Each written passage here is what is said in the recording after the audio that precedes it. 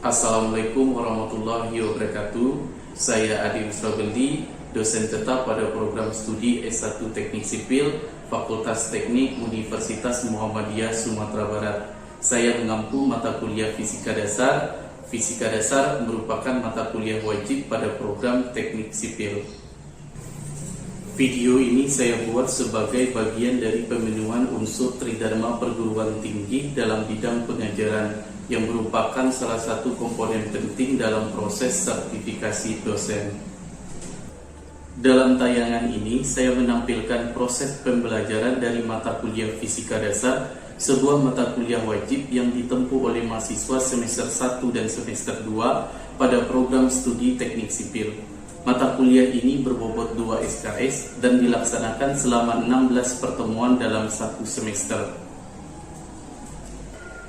Adapun capaian pembelajaran mata kuliah CPMK secara keseluruhan adalah mahasiswa mampu memahami, menjelaskan konsep-konsep dasar fisika yang meliputi kinematika, dinamika, energi, momentum, hukum Newton, serta penerapannya dalam bidang teknik sipil, serta mampu memecahkan permasalahan fisika secara sistematis dengan pendekatan ilmiah.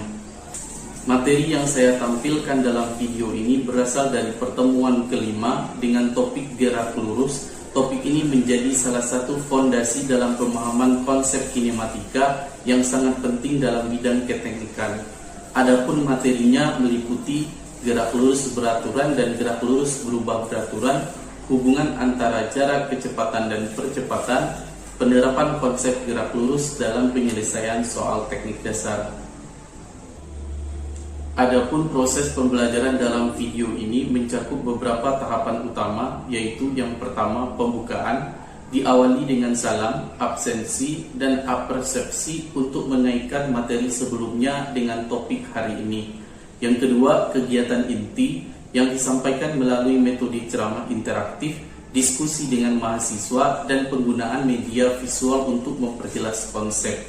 Yang ketiga, evaluasi atau asesmen formatif diberikan melalui soal singkat untuk mengukur pemahaman mahasiswa secara langsung. Yang keempat, penutup berupa penguatan konsep, penyampaian rangkuman, serta arahan untuk tugas dan persiapan pertemuan selanjutnya. Semoga cuplikan video ini dapat memberikan gambaran menyeluruh mengenai pendekatan pembelajaran yang saya terapkan di dalam kelas, sekaligus menunjukkan komitmen saya dalam mewujudkan proses belajar yang aktif, interaktif, dan bermakna bagi mahasiswa. Terima kasih atas perhatiannya. Wassalamualaikum warahmatullahi wabarakatuh. Assalamualaikum warahmatullahi wabarakatuh. Waalaikumsalam warahmatullahi wabarakatuh. Pagi Anda semua. Baik, Pak. Gimana Pak kabarnya hari ini? Alhamdulillah. Syukur alhamdulillah, semoga kita semua dalam keadaan sehat dan semangat untuk belajar hari ini. Nah, sebelum mulai pembelajaran hari ini, alangkah baiknya kita berdoa menurut kepercayaan kita masing-masing. Berdoa Bapak pimpin, berdoa mulai. Berdoa selesai. Sebelum kita mulai belajar, Bapak ambil absen dulu ya. Muhammad Ali Siddiq, Muhammad Rian Saputra, Muhammad Lutfi, Nafi Sibatullah, Muhammad Irfa Syuhada, Syahada. Izinnya kenapa ini? Oh, kita sama semuanya. Aisyah Kusakdia, Rafi Hamika, Melsa Wijaya. Pertemuan kita hari ini, pertemuan kelima, kita akan bahas tentang gerak lurus berubah beraturan atau disingkat dengan namanya GL, dan gerak lurus beraturan GLB. Ini kita tentang penerapan. Nah, minggu lalu kita udah bahas tentang besaran-besaran pada gerak lurus. Nah, adapun besaran-besaran pada gerak lurus kita review dulu di pelajaran minggu lalu, yaitu besaran-besaran pada gerak lurus. Ada yang pertama itu besaran posisi, yang kedua, nah ini pertanyaan dulu lah, yang kedua Maisarah tadi. Nah yang kedua apa? Perpindahan. Oke, yang ketiga pertanyaannya Fadila.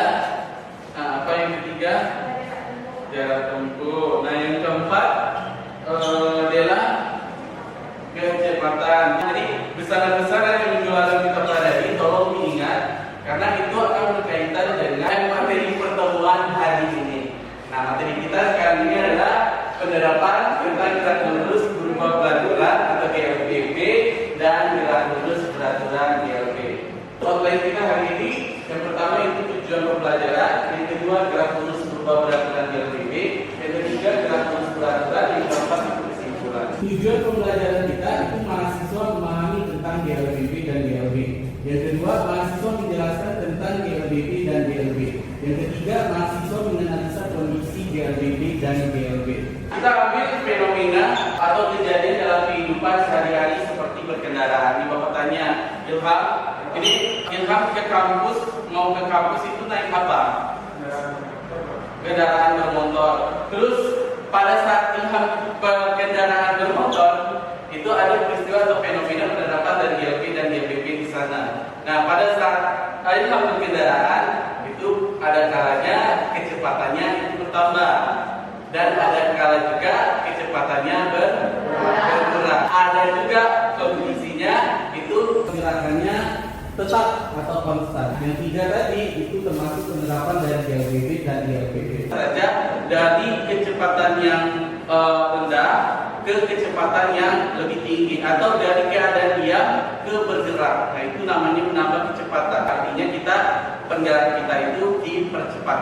Yang kedua ada namanya mengurangi kecepatan. Kalau mengurangi kecepatan itu maksudnya kendaraan kita dari keadaan kecepatan yang tinggi ke kecepatan yang rendah atau dari kendaraan kita bergerak sampai dia berhenti. Itu maksud dari mengurangi kecepatan. Artinya kita perlambat ya. Kalau dia kondisi kecepatan dengan gerakan yang konstan atau tetap itu tidak mengurangi kecepatan dan tidak menambah kecepatan. Jadi kita simpulkan nanti pada gerak lurus ini, penerapan gerak lurus ini dari tiga kondisi tadi kita dapat mengelompokkan itu menjadi dua.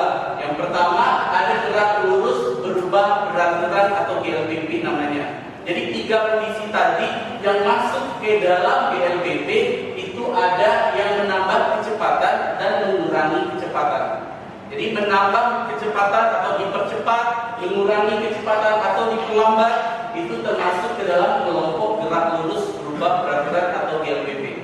Yang kedua itu gerak lurus beraturan atau GLB. Yang masuk dari tiga kondisi tadi yang termasuk GLBB itu adalah kecepatan yang tetap, kendaraan yang bergerak dengan kecepatan tetap.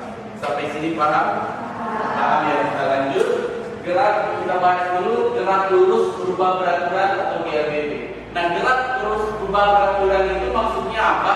Gerak dengan lintasan lurus yang memiliki kecepatan yang berubah. Untuk persamaan GLBB nanti kita menggunakan rumus ini nanti.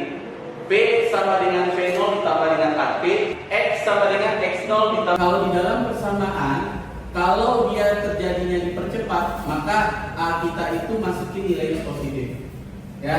Yang kedua tadi ada diperlambat, artinya dia mengurangi kecepatan, maka di dalam persamaan GLBB ini nanti kita memasuki nilai A-nya adalah negatif A. Jadi ingat kalau dia GLBB, kalau dipercepat kita masukin positif A, kalau dia GLBB-nya diperlambat kita masukin dia negatif A ke dalam persamaan.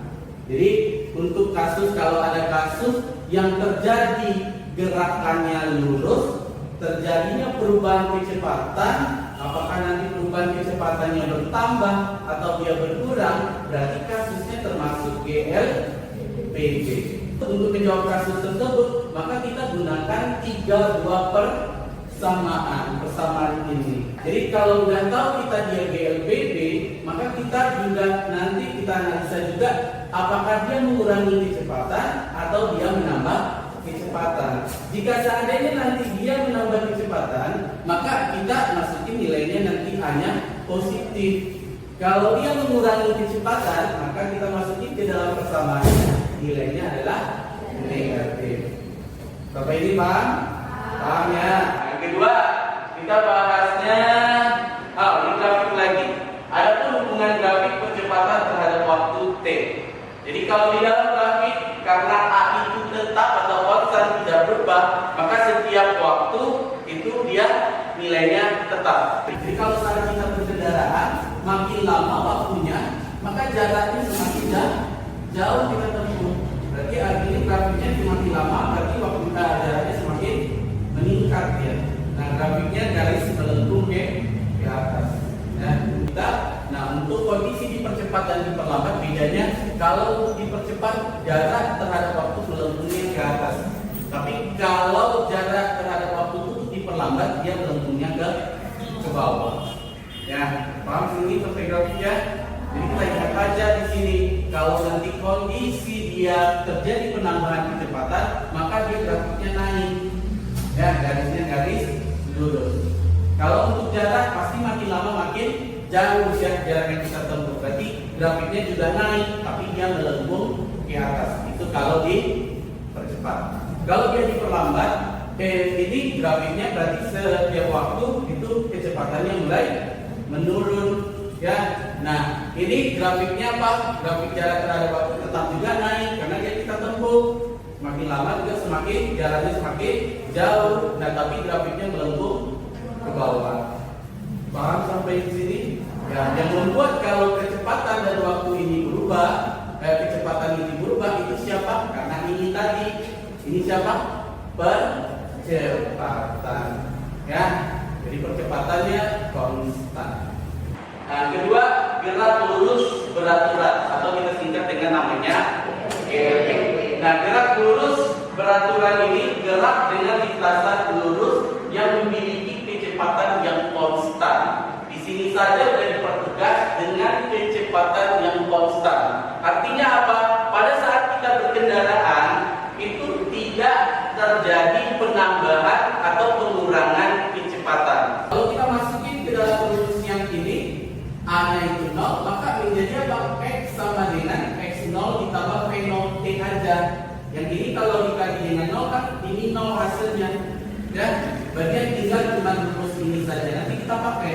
Ya, terus yang kedua, yang ketiga kalau kita masukin ke dalam rumus ketiga, V0 kuadrat sama dengan V0 kuadrat, ini kan nilainya 0. Berarti bagian ini juga hasilnya 0. Berarti tinggal apa? V sama V0 aja kan?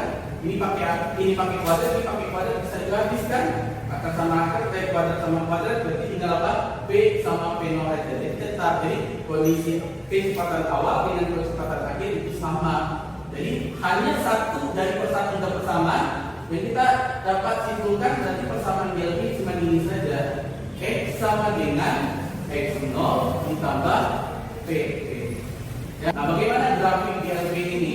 Untuk grafik GLB, grafik kecepatan P terhadap waktu itu grafiknya pada saat terjadi penambahan waktu, maka P-nya tidak akan mengalami perubahan. Jadi kita ini garisnya adalah grafiknya konstan atau garis mendatar. Dan kalau grafik jarak terhadap waktu, berarti tetap ya, semakin lama kita berkendaraan, maka jarak yang ditempuh semakin jauh atau apa?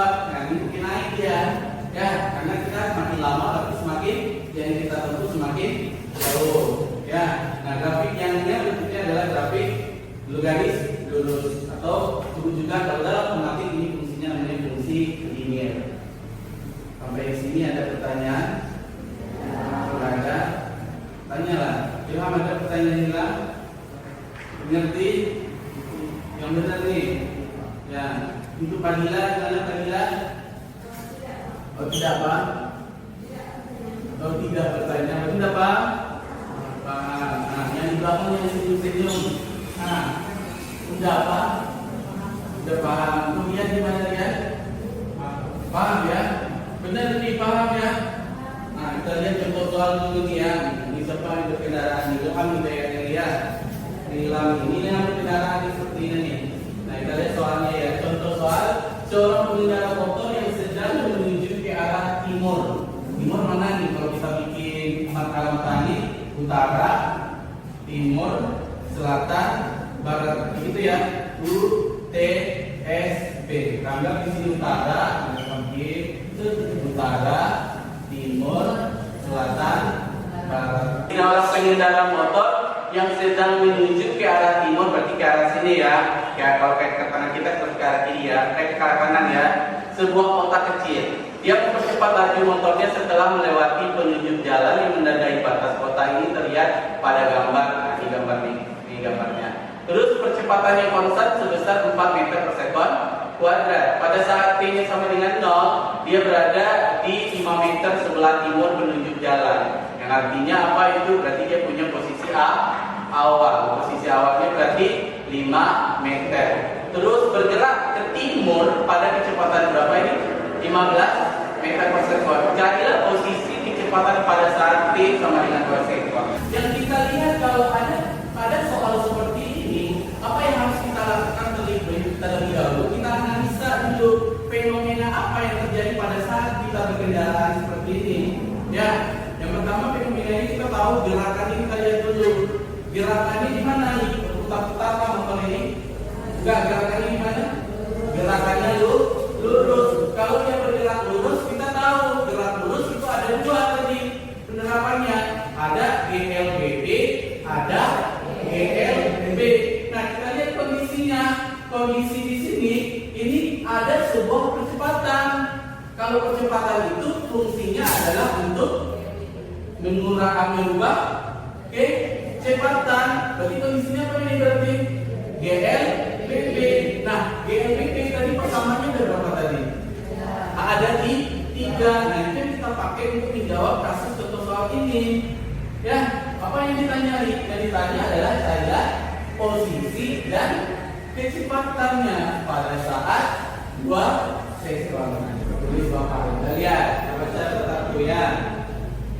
Dia punya percepatan. Percepatan itu kita simbolkan dengan A. Besarnya 4 meter per sekon kuadrat. Terus selanjutnya katanya apa? Pada saat T-nya sama dengan 0, itu posisinya udah 5 meter. Artinya apa? Kita mulai menghitung di waktu T-nya sama dengan 0 tersebut ya. Itu udah dia berada di posisi itu 5 meter dari di sebelah timur penunjuk jalan. Artinya ini sebagai acuan. Berarti di sini udah ada posisi tadi, posisi awal. Simbol posisi awal itu adalah X0, berarti nilainya 5 meter. Terus disuruh kita carilah posisi dan kecepatan pada saat T-nya berapa? 2 sekon. Nah, jadi yang ditanya itu posisi. Posisi kita simbolkan dengan X dan kecepatan itu kita simbolkan dengan V pada waktu T-nya 2 sekon. Kita jawab. Nah, di sini kita tahu dia gerak lurus, tapi gerak lurusnya apa? Karena dia ada percepatan, maka gerak lurusnya adalah gerak lurus berubah beraturan. Ini namanya GLBB. Nah, kita tahu tadi 3 persamaan yang digunakan untuk kasus GLBB. Apa saja itu? X sama dengan V0 kali T ditambah dengan setengah A T kuadrat. Terus PT sama dengan V0 ditambah dengan A dikali T. Terus PT kuadrat sama dengan V0 kuadrat ditambah 2AS. Jadi kalau ada kasus GLBB ini Pak, kalau ada kasus GLBB persamaannya itu aja digunakan ya, yang ini aja. Jadi rumus yang kita gunakan seperti ini ada.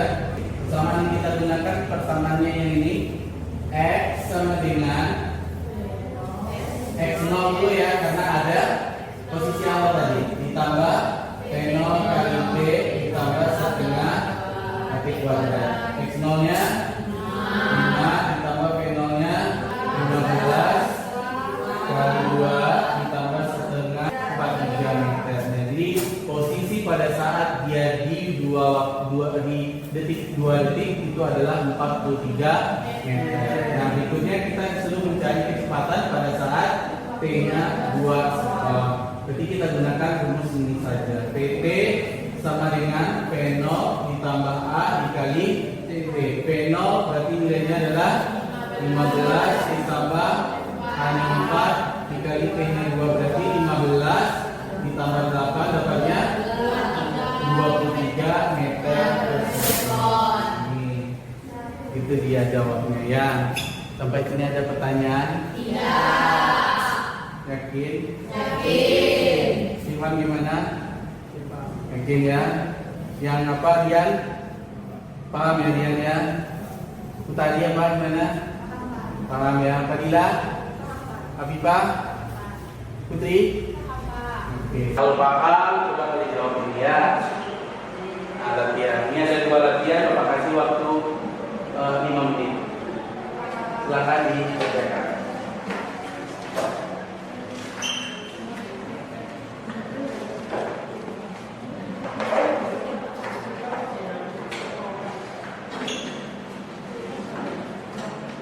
Nanti kalau ragu apa soalnya saya tanya sama bapak ya.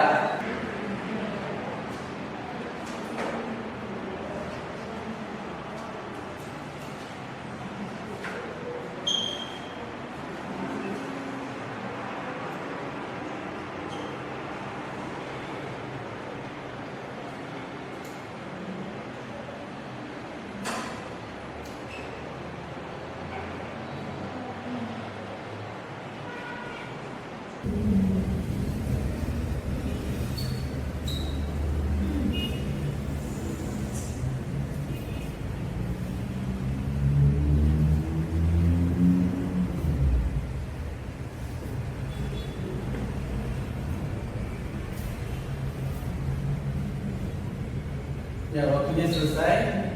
Ada yang bisa jawab soal nomor 1? Saya Pak. Ya, silakan. Putri.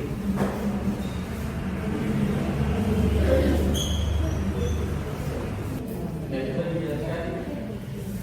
Yang kita lakukan kecepatannya V sama dengan 20 meter per sekon. Selama 40 detik T 40 sekon. Yang ditanya adalah berapa jarak yang ditempuh, berarti jarak S. Rumusnya S sama dengan V dikali T, V-nya 20, T-nya 40. 20 kali 40, 800. Kita 800 detik jaraknya. Jarak yang ditempuh selama jarak yang ditempuh modal selama waktu tersebut. Oke. Benar ya jawabannya ya, 800 detik. Kalau kita lihat ini kondisi kita analisa ini soalnya kasusnya apa nih Pak GLB ini? GR, GLB. Jadi kalau dia soalnya GLB, pertama yang kita gunakan berarti persamaan yang ini ya. Berarti X sama dengan X0 ditambah P kali T. Karena posisi awalnya tidak ada, berarti nilai posisi awalnya nilainya adalah 0. Berarti kita cuma memakai rumusnya adalah S sama dengan P kali T. Ya, jadi untuk posisi atau jarak boleh kita simbolkan dengan S. Oke ya, untuk soal nomor 2 ada yang bisa? Ya, Pak. Diketahui V0-nya adalah 4 meter per sekon dan waktunya yang untuk setelah bergerak itu 8 sekon dan VT-nya sama dengan 12 meter per sekon. Nah, yang ditanya adalah perpindahan yang ditempuh benda selama waktu tersebut. Ya, rumusnya S sama dengan V0 dikali T ditambah dengan 1/2 A kali T kuadrat. Kita masukkan V0-nya 4, waktunya 8 ditambah dengan setengah kali A. Nah, hasil pencarian di sini ada rumusnya tadi dijelaskan oleh Bapak. PT sama dengan V0 ditambah dengan A dikali T. Kita masukkan PT-nya tadi ada 12 sama dengan V0-nya ada 4 dan ditambah A kali 8. Yang diketahui jadi 12 dikurang 4 8, jadi tinggal 8A dan dipindah 2 menjadi 1 meter per sekon kuadrat. Kita masukkan ke rumusnya lagi, V0-nya 4 dikali dengan waktunya 8 ditambah dengan setengah dikali dengan 1 dan dikali dengan T-nya 8 kuadrat. Untuk tugas di rumah bisa dikerjain ada 2 soal. Nanti dikumpul minggu depan sebelum mulai pembelajaran. Pelajaran minggu depan kita bahas tentang gerak pendidikan. Jadi kalian belajar dulu di rumah. File yang sudah Bapak kirim di link materi yang Bapak sudah share di grupnya. Jadi sebelum mulai pembelajaran, belajar dulu di rumah, download itu materi yang sudah Bapak share di grup. Kesimpulan hari ini, ada yang bisa menyimpulkan? Coba ada yang bisa? Coba Pak Putari, apa kesimpulannya? Itulah kesimpulan yang dapat kita ambil dari pelajaran pada hari ini. Itu yang pertama, gerak lurus terdiri dari gerak lurus berat berat atau GLBB, dan yang kedua gerak lurus berat berat atau GLB. Dan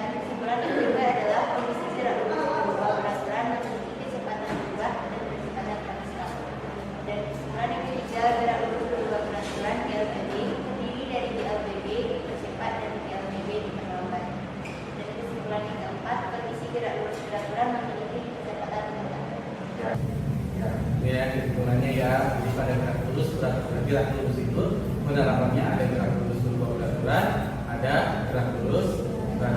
Kalau kondisi gerak lurus berubah berat itu dia mengalami perubahan kecepatan. Nah, perubahan kecepatan ada di percepat, ada di perlambat. Kalau untuk gerak lurus berat itu dia bisa